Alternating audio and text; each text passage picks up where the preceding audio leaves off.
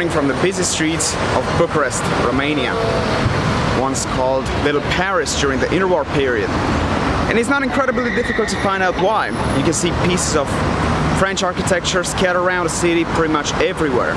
But what is more interesting about this particular area is that it has an abandoned pool. Now you might be wondering, what is so interesting about an abandoned pool in Romania? This particular pool was built in 1930s and it has some pretty interesting history around it. Hotel Lido, downtown Bucharest, has a huge 500 square meter swimming pool that currently sits abandoned, fenced off and hidden away from the public.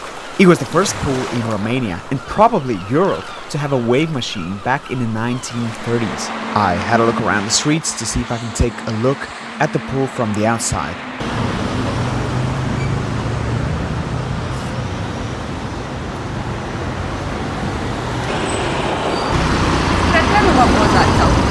Now the hotel wasn't able to give me permission to film there because it's not technically their land.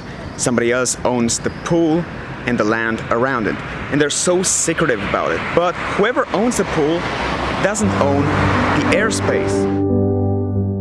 Back in 1932, the last king of Romania, King Michael, came here when he was 6 years old to learn how to swim. They had private evenings with expensive dinners and jazz music. But today nature took over what once was a posh paradise for kings and ambassadors. I've read somewhere that the current owner of Hotel Lido did have some plans to restore the pool. However, that wasn't possible because it's not technically his. Of course, the current owners of this pool really try to do their best to hide this pool from the public sight. They don't really want people to see the extent of the damage that this pool has sustained. The thing that made it even more unique is that it had artificial waves. So it'll just make you feel like you're at the seaside downtown Bucharest. The water in this pool was changed every 2 days and it had added chlorine. During the colder days, of course, it was heated up. Back in the early 60s, there was a staffer in the first floor of this hotel who operated a projector. So they had a giant screen here, and this pool was really the heart of the community.